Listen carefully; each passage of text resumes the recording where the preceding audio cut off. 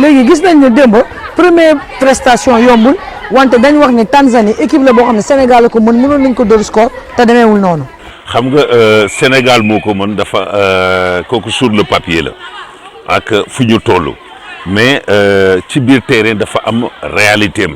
bi ci biir terrain bi il faut nga ñëw xool réalité bi mesurer adversaire bi doog koo football parce que gagné ko ci biir doonoo ko mën dañ koy dóor dafa yomb trop parce que ñu bari ci la ñuy naagu bay perte ay match c'est-à-dire que xale yi bi ñu ñëwee dañoo toog déglu leen tuuti daal di dem mais war nañu leen gën a mën a déglu ba pare aspirer leen man leen mën a dóor score parce que xajoon na fa on a raté beaucoup d'occasions li ñu raté occasion yëpp loolu moo waral li ci bari dañu taxaw di yàkkamteeg yooyu mais nañu jël ni que dans l'ensemble ça va très bien on a 3 points moo gën a wóor parce que lii dina tax ba nga xam ni bu ñuy aborder suñu deuxième match contre Algérie dañ koy aborder ak parce que ku ci nekk dóor nga 2-0 taxaw daal di koy yóbbu parce que ñaari premier ñoo fa nem nombre de buts ak victoire ça fait 3 points chacun plus 2 donc bu ñu tasee ak Algérie nag boobu nag mooy match bi nga xam ne vraiment war nañu xool nu ñuy footballaatee parce que bu fekkee nu ñu footballal contre Tanzanie noonu la nar a demee dana métti trop ci ñun. voilà absence su Sadio Mané démb ça s'est senti.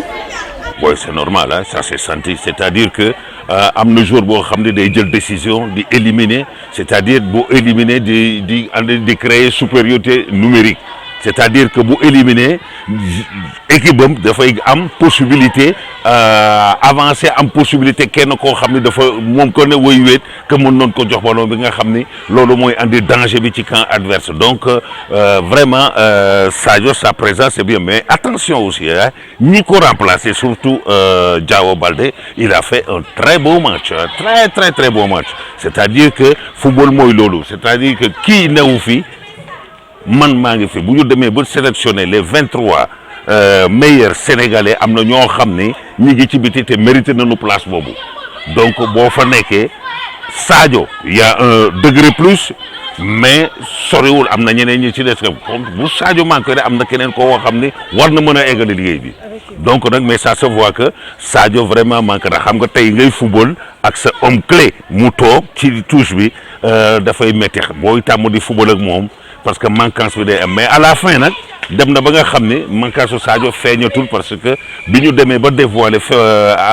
nu mu tudd faiblesse su adversaire bi alors ci la ñëpp commencé di jéeme di doog a bëgg a football beeg yooyu affaire yooyu. voilà beneen bi après 20 minutes de jeu Salif Sané dafa blessé génn mais tout le monde s'attendait à ce que ñu dugal Pape Abdoul Cissé qui est défenseur central de métier mais Aliou Cissé Cheikhou Kouyaté la dugal. xëy na dinaa ànd ak moom c'est-à-dire que am na koo xam ne xale la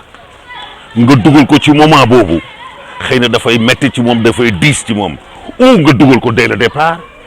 wala nga xaar ko préserver ko c'est-à-dire que am na loolu la ñuy wax y a des jeunes yoo xam ne il faut les protéger c'est-à-dire ou dès le départ ou nga xaar après parce que moment boobu kii gaañu mu ñëw dugg si moom responsabilité la dafa diis alors diisaay boobu la ko Aliou Cissé vraiment teggil parce que man xaw ma ñan ñoo ci àndoon ñoo ci bari àndoon ci man ànd naa ci parce que noonu lay demee xale da nga koy teel a dugal boole ko ci waaye mu dugg parce que dafa remplacer kenn ku gaañu boobu dafay métti trop ci moom. yow en tant que axe central de métier gis nga ni loolu yoon la. ah yow en tant que axe central de métier gis nga ni loolu yoon la. boo koy yoon. dama koy valider. voilà beneen bi changement Aliou Cissé yi Moussa Konaté dugal Mbaye Niang te ñun ñëpp lañ doon xaar moom moo doon Mbaye Diagne bi nga xam ne bokk na ci meilleur buteur ci Europe loolu nit ñi mu ngi ñu ko doon xaar. xam nga choix dafa am te choix yëpp dañ koy discuter parce que tey Mbaye Niang bu dugaloon ñaar yooyu occasion wala ñett yu mu am wala ñeent yu mu am. Aliou Cissé kenn du ko wax dara xam lu ñuy wax Aliou Cissé il a très bien vu mu daal koy jëw daal ko teg ko ci kanamu kii beeg yooyu au lieu mu dugal Mbaye Diagne moom mu daal ko fay teg parce que football moo mel noonu c'est-à-dire que il y a des jours sans et hier c'était un jour sans pour Mbaye Niang très bien keneen ki mooy attaquant la bu bees la xale la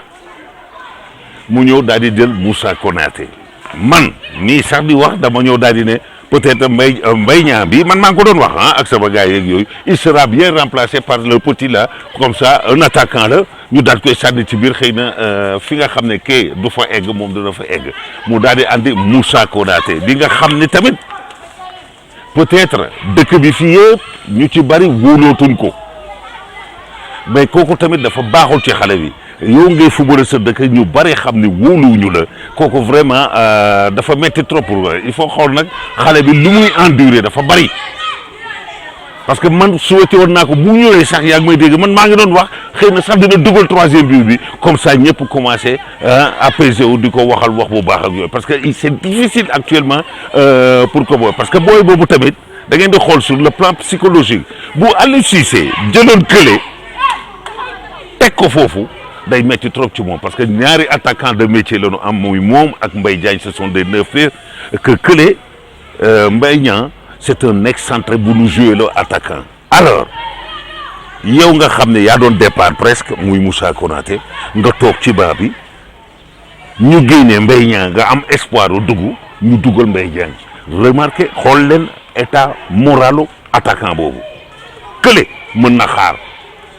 mais moom mën na xaar léegi nag comme dem na dugg na foofu effectivement bi mu fa duggee ba léegi ba match ba jeex gisuñu téenuñu defuñu dara ak yooyu dafa mel ni rek foofu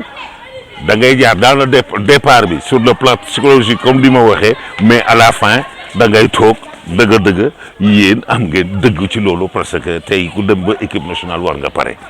voilà. l'homme du match Krépin Diatta. ah non non non buñ ko waxuloon moom la. ok d'accord nga ci. non duma d'accord damay signer damay valider c'est-à-dire que intelligemment en plus son premier match de Coupe d'Afrique c'est pas évident pour booy bi nga xam ne bu mu fa dugal lépp lu mu fa footballu mag la fa football boo déggee footballu mag mooy footballu xel lépp lu gën a simple ci possible def na ko ba pare yaa ngi may dégg il a eu le culot d'aller frapper ce ballon à demi-volée yaa ngi may ballon boobu bu dugg il y a rien à dire c'est-à-dire lenn rek moo am il faut continuer à le pousser mais bu leen pousse nag ba mu ëpp xale la waaw bu leen ko teg nag ngandam yaakaar ngeen teg ko poids wu dëkk bi nag dafay metti trop ci moom bu leen ko teg leen ko nii rek di xale la mën nañu dimbali ñu daal ko koy pousser noonu waaye buñ commencé yen nag dafay metti trop après boo ko yenee nag day dig ne gars yi bu leen ko yen dégg ngeen jërëjëf bàyyi leen ko rek mu football prochain match contre Algérie lan nga xalaat Sénégal indi adversaire de taille la aussi adversaire de taille foofu nga toll kii di prétendant coupe bi ngay wax lan kii di uti ñoom moom ñëwul fii pour de football fii pour dem yoonam de Sénégal tamit ñëwul ñu foofu pour dem de football peut-être Kenya Tanzanie ñoo fa ñëw di jéem a def di jouer rôle trouble fête mais Algérie c'est un prétendant Maroc prétendant yëpp xam nañ ko c'est-à-dire que tey bu fekkee dañoo nar a football ak bu jeudi ñun ak ñoom la c'est le match de la vérité ça kooku mooy match première place bi première place nag ku nekk da nga ko war a jël voilà même bu fekkee sax demewul noonu mais moralement baaxul ci ñun parce que ñun dañuy xaar on est 22e mondial et le premier en Afrique donc dañuy xaar chapeau boobu bi Aliou Cissé di teggi effectivement il a raison mu teggi ko par bañ a jël booyam yëpp ak ngandam pression non que vous êtes des favoris da ko jël teggi ko foofu on est des challengers ñun dañuy uti on est des outsiders dañuy uti très bien ça ay challengers loolu dañuy uti mais ñun ñi xam na ni ñun suñu équipe bi coupe bi rek lañ def soxla parce que xale yi ñor na affaire bi nag ñor na togg bi ñu doon togg di wax xaay naag yéeg yooyu ba moom ñor na yekk rek nit ñaañ mu jeex tàkk. voilà retour Sadio Mané prochain match kañ la ñu war a génnee pour Sadio Mané jóg. kooku nag moom boole ma ko waxee nag dafa mel ni man damay tani te du ma tani kooku moom da ngeen koy laaj. non selon yow sa proposition. non mënul dem du ma ko wax c'est-à-dire que Sadio dafay ñëw te dina football moom yéen nag seet leen ñi nga xam ne dox nañu ci kanam wala doxuñu ngeen doo ko wax ci ñooñu c'est que man sama wax mën na influencer looloo tax munu ma wax am na koo xam ne warul wax waaw mooy man du ma wax parce que su ma wax bëggee lii dina ko kii ak yooyu peut-être mu ne ah mais grand bi wax na dëgg ah mais grand bi dinaa ko kii ak yooyu mu def lu muy def après bu jógee ñëw daal mais grand nga keroog bi nga waxee yaa ma influencé baaxul voilà c'est-à-dire que moom yor na équipe bi te moom dafa dëgër bopp sama booy la booy bu taxaw la nag il est posé Aliou xam na ku muy génnee Sadio daal di egsi merci Roger. merci à vous.